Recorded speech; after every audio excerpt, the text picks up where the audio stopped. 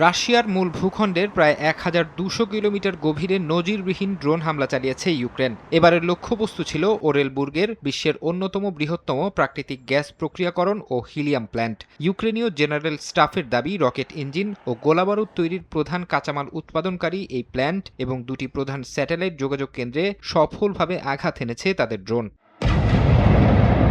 ইউক্রেনের দোনেৎস্ক অঞ্চলের কৌশলগতভাবে অত্যন্ত গুরুত্বপূর্ণ শহর কোস্তিয়ান্তিনিভকায় হামলা অব্যাহত রেখেছে রাশিয়া। আক্রমণে পুরো শহর জুড়ে জ্বলছে আগুন, উঠছে ধোঁয়ার কুণ্ডলী। রুশ প্রেসিডেন্ট ভ্লাদিমির পুতিন দাবি করেছেন, এই অঞ্চল এখন পুরোপুরি তাদের নিয়ন্ত্রণে আসার পথে। এরই মধ্যে শহরের ১২৮টি ভবন তারা দখলে নিয়েছেন। তবে ইউক্রেনীয় কমান্ডাররা বলছেন, রাশিয়ার এই দাবি অতিরঞ্জিত।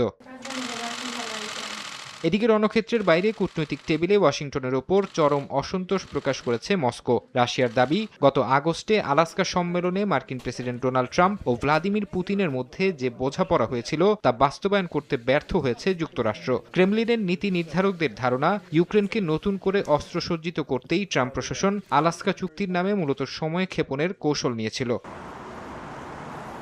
মস্কোয় এক ফোরামে রুশ পররাষ্ট্রমন্ত্রী সের্গেই লেভরভ জানিয়েছেন, ইউক্রেন সংকটের কোনো অস্থায়ী সমাধান রাশিয়া মেনে নেবে না। তিনি আরও বলেন, বল এখন রাশিয়ার কোর্টে নেই। তবে ট্রাম্প প্রশাসনের দেয়া কোনো মৌখিক আশ্বাসে ক্রেমলিন আর বিশ্বাস করবে না বলেও জানান তিনি। ফারহাদ চৌধুরী, সময় সংবাদ।